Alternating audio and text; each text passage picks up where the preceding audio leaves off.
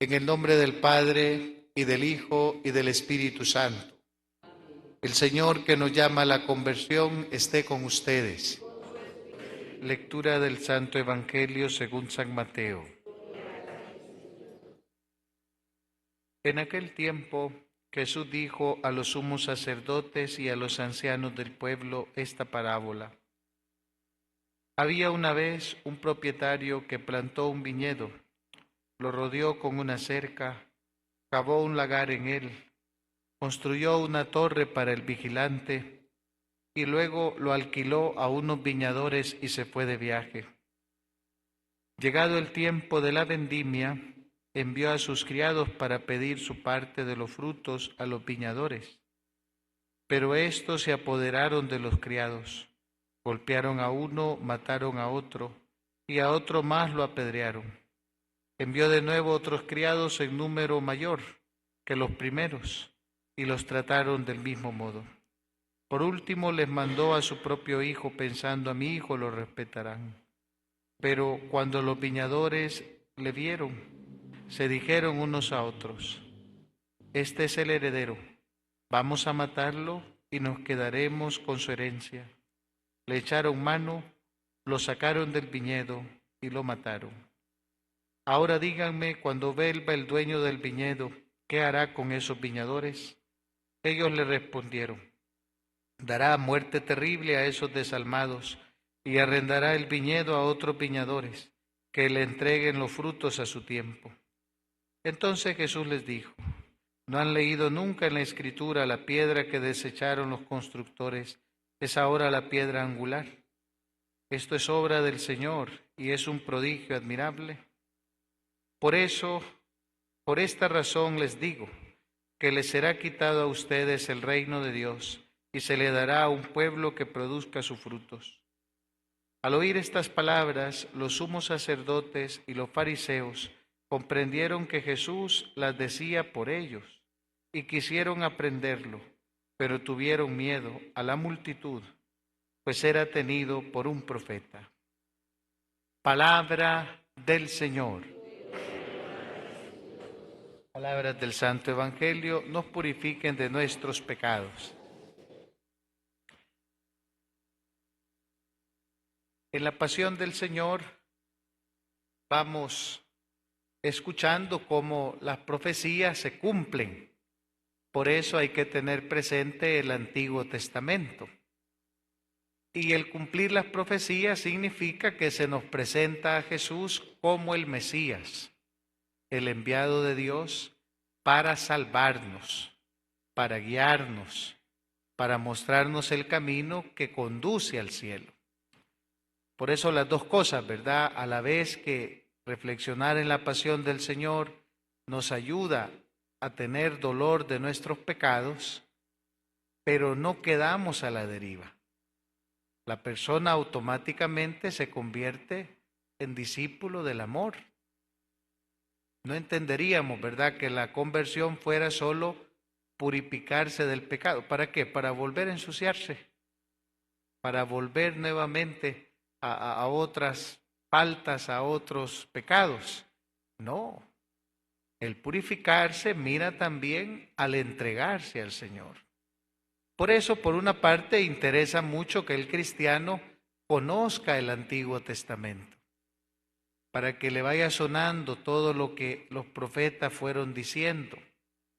Algunas veces son libros como lo que hoy hemos escuchado, el Génesis. Sus mismos hermanos planean hacerle daño a José. Conocemos la historia, ¿verdad? Es por envidia.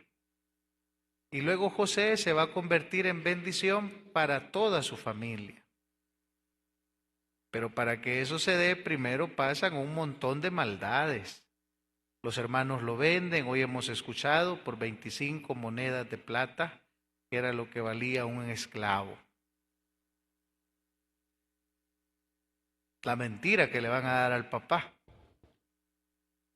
Le van a decir de que una fiera se lo comió y que ellos solo encontraron su ropita, su trajecito.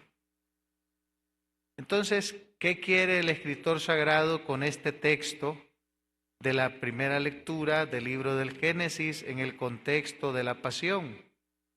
Que nos demos cuenta que el que traiciona a Jesús es el mismo que se sienta a la mesa. Es uno mismo de su pueblo. Aquello que reflexionamos, ¿verdad?, en la Semana Santa, que los que el domingo de Ramos están diciendo, Hosana, bendito el que viene en el nombre del Señor, el viernes están diciendo, suelta a Barrabás y a Jesús crucifícalo. Entonces ya uno, ¿verdad?, se va dando cuenta cómo es esta realidad del ofender a Dios, que no es un extraño, ¿verdad? Es como lo que uno podría experimentar lastimosamente, pero que alguien al que le caemos mal, pues bueno, en su boca no vamos a hacer una buena figura, ¿verdad? Va a hablar mal de nosotros, va a hablar pestes, eso no nos preocupa porque ya se sabe. El problema es que uno que se esté riendo conmigo, 2 pasos y esté hablando mal de mí, a mis espaldas. Ese es el problema. Y esa es la traición. Entonces, el Señor va mostrando esta parte de cómo el pecado nos hace comportarnos con esa doblez delante del amor de Dios. Ahora bien, en la parábola que hemos escuchado, si bien se presentan todos los elementos, Dios no elige el camino de una justicia que lleve consigo hacer el mal. Dios dice, quitará la viña y se la dará a otro que produce fruto. Eso, mis hermanos, parece poco, pero es un castigo muy grande. Es un castigo muy grande que a uno ya no lo tomen en cuenta en algo, ¿verdad? ¿Por qué? Porque en su momento uno tuvo la confianza, tuvo la responsabilidad, pero ya no pudo.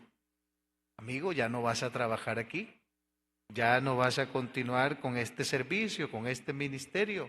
Hasta aquí llegamos. Y el otro que pensaba que se había hecho el dueño, ¿verdad? Ahí viene su frustración.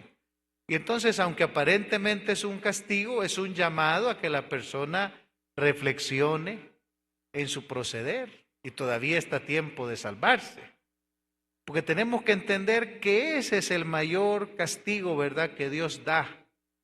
La oportunidad de salvarse, de arrepentirse. Dios, cuando entendamos esa parte de cómo trata Dios al malvado, no hay que pensar de que Dios va a destruir al malvado. No, lejos de Dios obrar mal. ¿Qué es lo que hace Dios? Con un gran amor abrazarlo y llevarlo por un camino de salvación, ¿verdad? De lo contrario, nosotros los cristianos, cuando al malvado le va mal, haríamos fiesta. Y eso no es así, ¿verdad? Esa es una cosa psicológica que está mal, cuando una persona se alegra del sufrimiento de otro y todavía dice, vaya, al fin me las pagó. No, hombre. ¿Cuál es entonces nuestra alegría? Nuestra alegría es que el malvado deje de obrar mal. Nuestra alegría es de que el mentiroso deje de decir mentiras y se convierta a la verdad. ¿Quién ha triunfado? Cristo. ¿Y quién ha ganado? Todos. Ahí es donde el Señor, ¿verdad?, desde su propio corazón va enseñando a la persona cómo tiene que obrar para hacer el bien. De lo contrario, si uno en estos temas se deja llevar por la corriente del mundo, uno termina siendo uno más, ¿verdad? Malvado, vengativo, rencoroso. No, la pasión del Señor también va ayudando al cristiano. Mira, Dios no me trata como merecen mis pecados. Cuánta paciencia me tiene, cuánta misericordia, cuántas veces el Señor me ha perdonado. Me está dando ejemplo. Así tengo que hacer yo, dicen los esposos, ¿verdad? La esposa con el esposo. Así tengo que hacer yo, dicen los papás, ¿verdad?, con los hijos. Así tengo que hacer yo, dice el hermano con la hermana. Tener paciencia, con amor, ¿verdad?, ayudar al otro y a animarle en el buen obrar para que deje el pecado. Eso, mis hermanos, es lo que cambia el mundo. Cuando no seguimos este camino de Dios, ¿qué hace entonces el hombre? se convierte en un lobo para el hombre, ¿verdad? Se convierte en alguien que le hace daño a otro hombre y ya después pone todo lo demás en nombre de la justicia, en nombre de esto y de lo otro. Pero eso no te hace mejor que los demás. Al contrario, tú te has convertido en alguien más malo que los otros, ¿verdad? No, el camino de Jesús, por eso lo decíamos, ¿verdad? Esta semana es un camino que se entiende desde la fe y desde el amor. Con la filosofía o la lógica del mundo nos va a parecer una locura, un sinsentido. Pero es que ¿de qué estamos hablando aquí? De matrimonios, de familias, de hermanos, de vecinos, de gente que vive en un mismo lugar, en un mismo pueblo, en un mismo país. Ahí es donde uno se va dando cuenta, ¿verdad?, cómo nuestra fe ayuda a una humanidad nueva, ya no fundada en las cosas de este mundo, ¿verdad?, las cosas materiales, el poder, ¿verdad?, esto, la autoridad, lo otro, sino fundada en el amor, fundada en el servicio, fundada en la humildad, en la sencillez. Y eso solo lo vamos a aprender de Jesús. Por eso cuando hacemos este ejercicio, ¿verdad?, del Santo Vía Crucis, en cada una de esas estaciones hay que ir pensando en el drama del ser humano. ¿Cuántas estaciones de esas hemos vivido personalmente, como matrimonio, como familia, como pueblo? ¿Cuántas personas conocemos que están viviendo esas estaciones, verdad, del Vía Crucis? Y el Señor está allí identificándose con ella. Y yo estoy llamado también a vivir ese amor y esa solidaridad.